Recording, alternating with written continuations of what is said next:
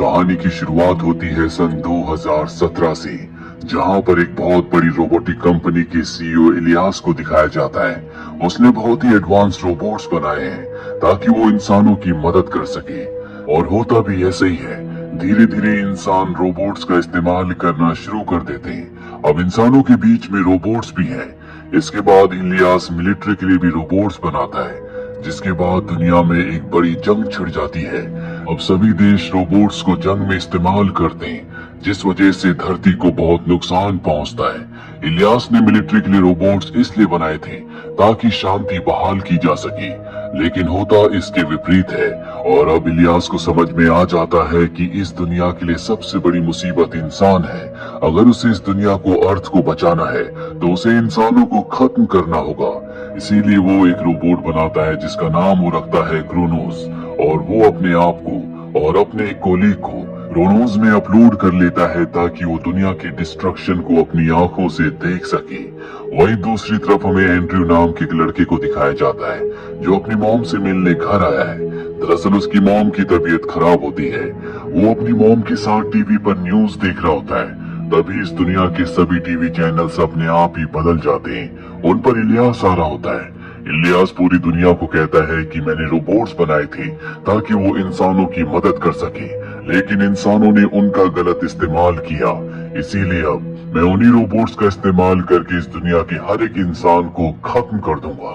और अब इंसानों के आसपास जितने भी रोबोट्स होते हैं वो उन्हीं के ऊपर हमला करना शुरू कर देते हैं, क्योंकि इलियास ने जो क्रोनोस रोबोट बनाया है उसने दुनिया के सभी रोबोट्स को कंट्रोल में कर लिया है। जिसके बाद दुनिया के सभी रोबोट्स इंसानों के ऊपर हमला कर देते हैं। पूरी दुनिया में तबाही होती है। एंड्रयू अपनी जान बचाने के लिए भागना चाहता है, लेकिन उसके सामने भी रोबोट्स हैं। इसके बाद 97 इयर्स के बाद का वक्त हमें दिखाया जाता है, जहां पर एंड्रयू अपनी नींद से जागता है। वो देखता है कि चारों तरफ हरियाली है, यानी कि दुनिया पूरी तरह से बदल चुकी है। और 97 इयर्स पहले क्रोनोस ने, यानी कि रोबोट्स ने, इस दुनिया में जो तबाही मचाई थी उसमें 8 बिलियन लोग मारे गए थे।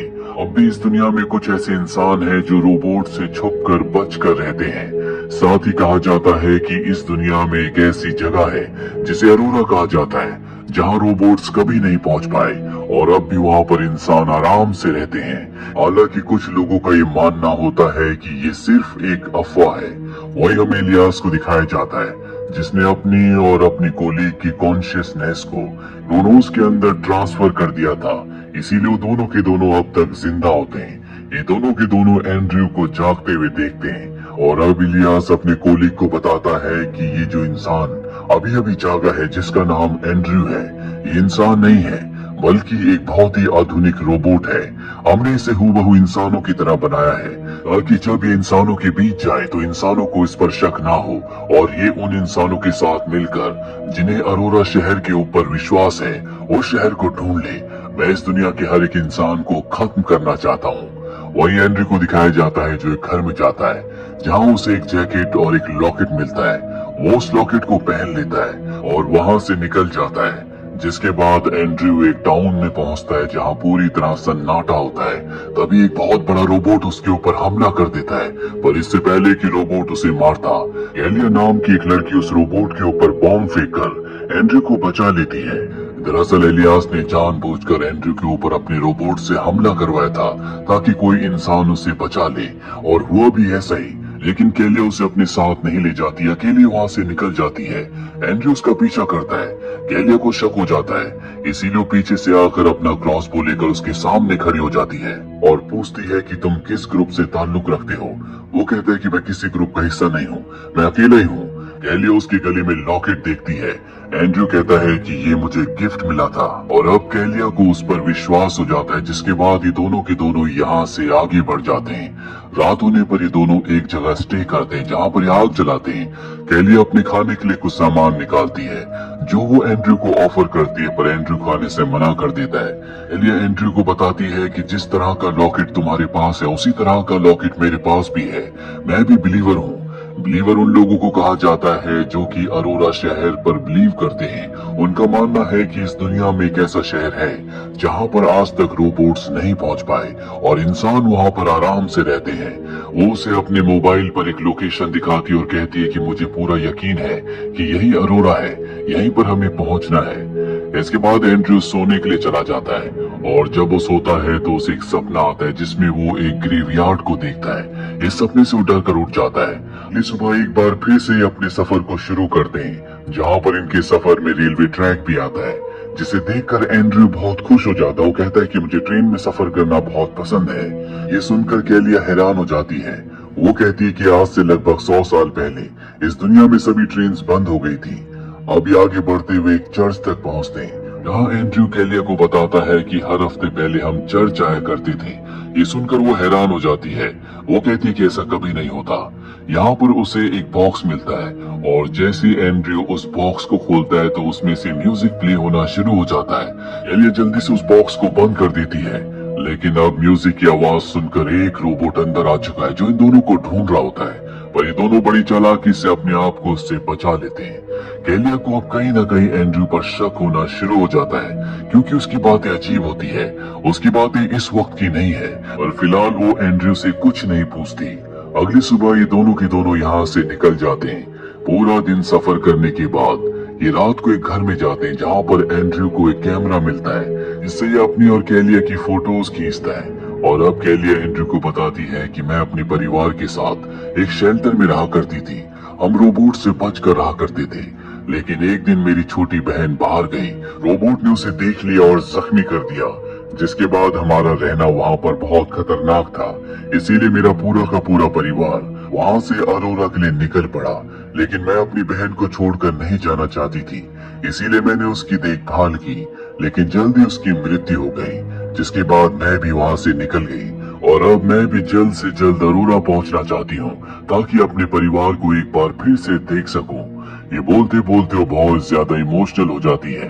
अब अगले सुबह यहाँ जिस घर पर ये रुके होते हैं उसके बाहर कुछ लोग आते हैं। ये दोनों उनका पीछा करते हैं। ये देखते हैं कि ये पूरा एक ग्रुप है।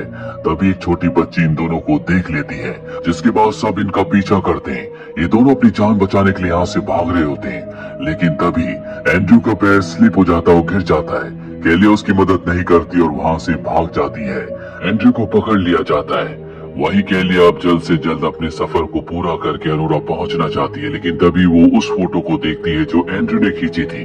इसके बाद उसे एहसास होता है कि उसे एंड्रयू की जान बचानी चाहिए। वो वापस आकर एंड्रयू की रस्सियां खोल रही होती है। तभी वहाँ पर वो लोग आ जाते हैं जिन्होंने एंड्रयू को पकड़ा है। वो उसे भी पकड़ लेते हैं और अब जब वो कैलिया के ऊपर जबरदस्ती कर रहे होते हैं तो एंड्रयू को बहुत गुस्सा आता है। वो अपनी रस्सियां तोड़कर उनके ऊपर हमला कर देता है। तभी इनका जो लीडर होता है वो तलवार से एंड्रयू के ऊपर प्रहार करता है, जिससे वो जख्मी हो जाता है। लेकिन ठीक उसी वक्त कैलिया पीछे से एक तीर से उसे मार देती है और एंड्रयू को यहाँ से अपने साथ ले जाती है। ये दोनों के दोनों एक जगह पहुँचते हैं जहाँ पर एंड्रयू की हालत बहुत ज्यादा खराब होती है और एक बार फिर से उसे अपने सपनों में वही ग्रेवयार्ड दिखता है जो उसे पहले भी दिखा था। अगली सुबह भी एंड्रयू पूरी तरह से बेहोश होता है। कैलिया उसे होश में लाने के लिए उसकी जैकेट को हटाती है, और वहाँ पर जो वो देखती है उसे अपनी आंखों पर विश्वास नहीं होता। वो समझ जाती है कि एंड्रयू एक रोबोट है, क्योंकि उसके शरीर में बहुत सारे इलेक्ट्रॉनिक्स के पार्ट्स होते हैं। इसीलिए वो वहाँ से भाग जाती है, क्योंकि वो अच्छी तरह से जानती है कि इस दुनिया का हर एक रोबोट इंसानों को मारना चाहता है। और अब एंड्रयू होश में आ जाता है, जिसके बाद जब वो अपने शरीर को देखता है तो उसे भी पता चल जाता है कि वो भी एक रोबोट है। दरअसल आज से पहले उसे नहीं पता था कि वो एक रोबोट है। वो अपने आप को इंसान समझता था और अब जिस ग्रेवयार्ड को बार बार वो सपनों में देखता है वो एक बार फिर से उसे विजुअलाइज करता है, जहाँ पर उसे अपनी ही ग्रेव दिखती है। ठीक उसी पल वहाँ पर एक रोबोट आ जाता है, जिसके बाद वो बेहोश हो जाता है और जब उसे होश आता है तो वो एक लैब में होता है। उसके पास एलियास का कोलीग आता है और उसे बताता है कि तुम इंसान नहीं हो। तुम्हारी मृत्यु तो आज से कई साल पहले हो चुकी है, लेकिन हमने तुम्हारी कॉन्शियसनेस को इस शरीर में डाला, इसीलिए अब तक तुम्हारे पास तुम्हारी पहले की यादें हैं। और अब इन यादों में अरोरा की लोकेशन भी है, जिस लोकेशन को मैं तुम्हारे दिमाग से निकाल लूंगा। वो उसके दिमाग से उस लोकेशन को लेने की कोशिश करता है, लेकिन वो अपने दिमाग को कंट्रोल कर सकता है। इसीलिए एलियास के कोलीग को अरोरा की लोकेशन नहीं मिल पाती। इसके बाद वो कैलिया को वहां पर लाता और कहता है कि अगर तुमने मुझे अपने दिमाग का एक्सेस नहीं दिया तो मैं कैलिया को मार दूंगा। मजबूरी में एंड्रयू को अपने दिमाग का एक्सेस उसे देना पड़ता है, जिसके बाद वो अपनी यादों में, अपनी इमेजिनेशन में अपनी मॉम को देखता है। उसकी मॉम उससे कहती है कि इंसान वही है जो दूसरों के बारे में सोच सके, जो इंसानियत को बचाए, जिसका एक दिल हो। साथ ही वहां पर कैलिया के साथ अपने आप को देखता है। दरअसल वो सब कुछ इमेजिन कर रहा होता है। वो कैलिया को अपने अच्छे पलों में देखता है और जो जो वो सोच रहा होता है वो स्क्रीन पर चलता है, जिसे कैलिया भी देख लेती है। कैलिया को समझ में आ जाता है कि भले एंड्रयू एक मशीन है, पर उसके पास इंसानों जैसा दिल और दिमाग है, जो दूसरों के बारे में सोच सकता है, जो दूसरों से प्यार कर सकता है। और अब एलियास का जो कोलीग होता है वो उसके दिमाग से बहुत सारी इंफॉर्मेशन निकालकर एंड्रयू के दिमाग में एक दूसरे प्रोग्राम को एक्टिवेट करके यहाँ से चला जाता है। इसके बाद एंड्रयू उठता है और वो कैलिया के ऊपर हमला कर देता है। वो उसे मारना चाहता है, लेकिन कैलिया उसे किस करती है, जिसके बाद एक बार फिर से उसके दिल में कैलिया के लिए वो सभी एहसास जाग उठते हैं जो पहले से उसके दिल में थी। वो कैलिया को नहीं मारता, लेकिन अब ये पूरी की पूरी लैब ब्लास्ट होने वाली है, इसीलिए ये दोनों के दोनों जल्द से जल्द यहाँ से निकल जाते हैं। लेकिन कैलिया के पास जो कोऑर्डिनेट्स थी जिससे वो अरोरा पहुंच सकती थी, अब वो उसके पास नहीं है, वो कहीं खो गए हैं। लेकिन तभी आसमान में नॉर्दर्न लाइट्स देखते हैं जिसमें एक अजीब सा पैटर्न बन रहा होता है। कैलिया समझ जाती है कि ये हो ना हो अरोरा सिटी से आ रहे हैं, इसीलिए ये उस लाइट की दिशा में आगे बढ़ना शुरू कर देते हैं। पूरा दिन सफर करने के बाद ये एक गेट के बाहर पहुंचते हैं, और जब ये गेट के अंदर जाते हैं तो ये सच में एक जगह है जहाँ पर इंसान हो सकते हैं। पर जल्दी इन्हें समझ में आ जाता है कि यहाँ पर कोई नहीं है। अभी आगे जाते हैं जहाँ पर एक अजीब सा स्ट्रक्चर होता है जो कि एक मशीन की तरह है। एक रात पहले यहीं से लाइट बाहर निकल रही थी। कैलिया पूरी तरह से टूट जाती है। उसे विश्वास हो चुका है कि अरोरा सिर्फ एक अफवाह थी, उसके माता पिता भी अब तक मारे गए होंगे, इसीलिए वो अपने लॉकेट को निकाल कर फेंक देती है। और तभी वहां पर इलियास का जो कोलीग होता है वो आ जाता है।